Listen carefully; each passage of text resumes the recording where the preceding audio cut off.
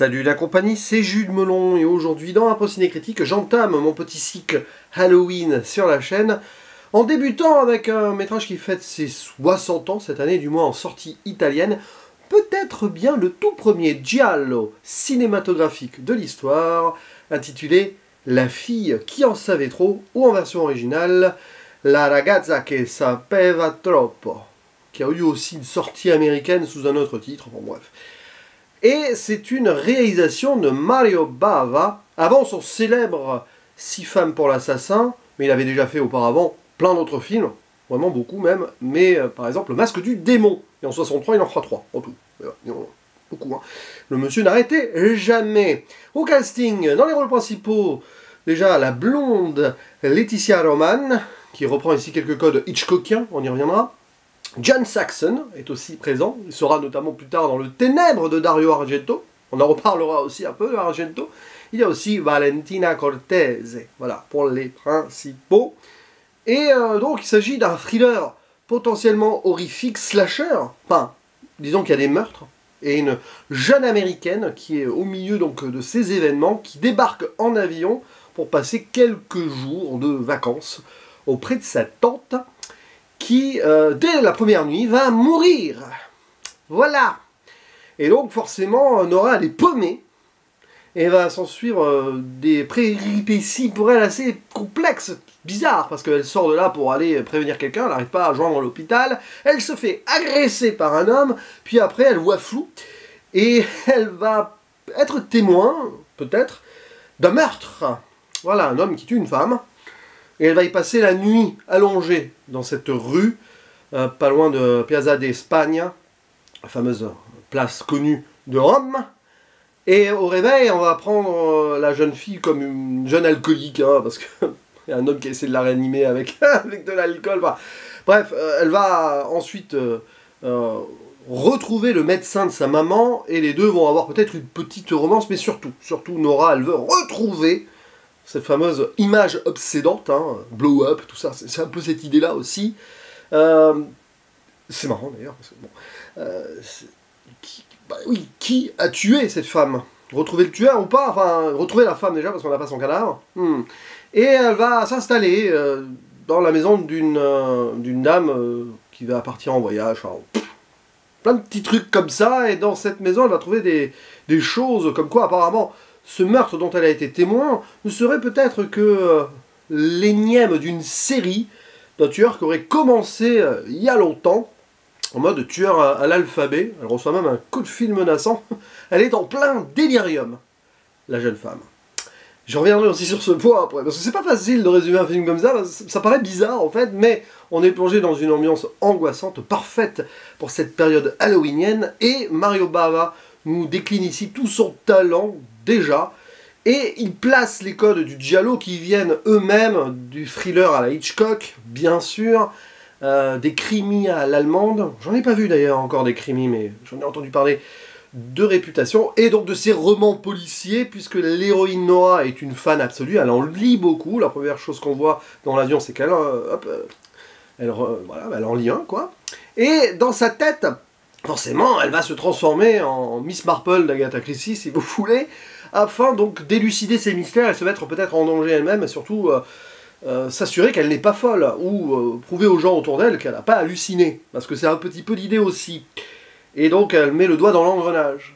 Voilà, voilà. Et c'est ça, hein, le giallo au final. Une femme souvent seule face au danger, ou pas que forcément qu'une femme, hein, mais disons que les femmes sont au centre des giallos, souvent, que ce soit en victime ou en coupable, et des meurtres, et puis des moments avec... alors là, c'est du noir et blanc. Ce qui est intéressant, c'est un giallo en noir et blanc. C'est pour ça que pour beaucoup, le premier vrai giallo, ce sera celui d'après. Donc, je crois que c'est le film d'après de Bava. Enfin, après sa période de 1963, Six femmes pour l'assassin. Parce que là, oui, il joue sur les couleurs et tout, et c'est vrai que pour nous, dans notre subconscient, giallo, c'est égal couleur. Mais là, même avec le noir et blanc là, il arrive à rendre certaines scènes très marquantes sur ce plan visuel, plus proche d'une forme d'expressionnisme, héritier de la période allemande, hein, si vous voulez, de l'époque du cinéma muet, tout ça, bien sûr, parce qu'il a beaucoup apprécié ce courant, et un gros travail de la mise en scène, des cadres, et le placement d'une atmosphère par rapport à l'éclairage et tout. Il faut savoir que Bava, il vient de la photographie, enfin, directeur de photographie, et il gérait les effets spéciaux aussi, avant même d'être réalisateur.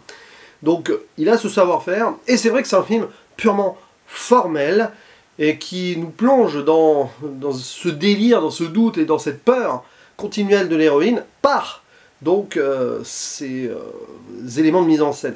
L'histoire en tant que telle paraît rocambolesque, la réalisation en tant que telle, bon allez, pourquoi pas. De toute façon, Bava, il prouve en un plan vers le début, quand elle arrive dans la maison, hein, sur une photographie.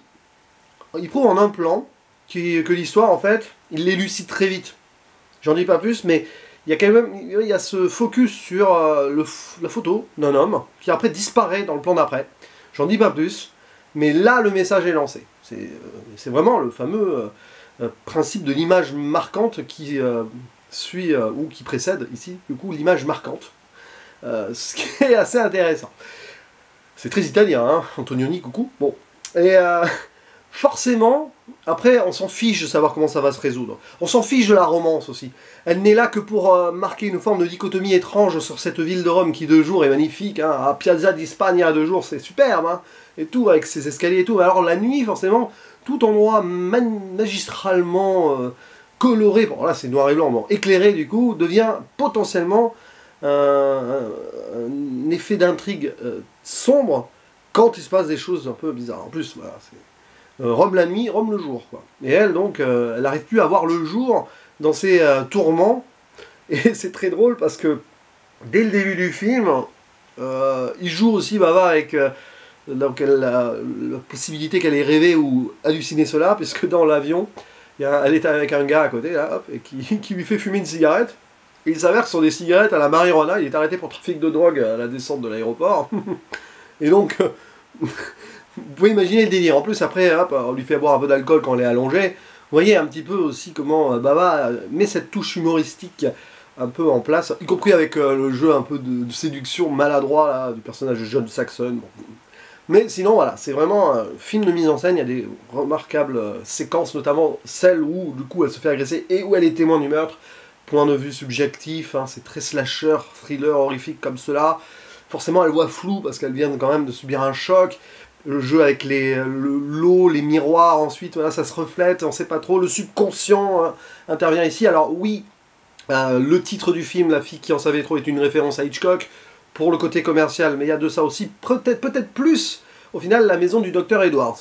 À certains moments, vers le début, après, quand elle se retrouve chez les médecins, on pense à ça. Voilà, j'ai plutôt plus cet emprunt-là. En plus, Hitchcock, sur ce très bon film que je vous conseille, qui est peu cité dans sa filmographie, il joue aussi avec le visuel détourne un petit peu la réalité. Donc je pense que Bava, enfin, faudrait chercher des interviews de lui s'il parlait de Hitchcock, mais ça devait être un de ses Hitchcock favoris, enfin, j'en doute pas en fait. Mais bon. Donc, La fille qui en savait trop, c'est parfait pour vous faire peur, mais autrement, en profitant d'une œuvre de cinéma et en prenant des notes, si vous voulez un jour faire des films du genre en tant que réalisateur, réalisatrice, comment mettre en visuel ces moments de traumatisme et de scènes de crime, etc. Parce que voilà, il n'y a pas de gore là forcément, c'est quand même, bon, vers la fin un petit peu, mais c'est pas du gore, enfin il y a un peu de sang, mais c'est 1963, c'est du noir et blanc, et en tout cas, ça fonctionne bien, et on vous le conseille, voilà, pourquoi on. Je suis plusieurs dans ma tête, je suis comme la dame, là je commence à halluciner, à me demander ce qui se passe autour de moi, bien sûr que non.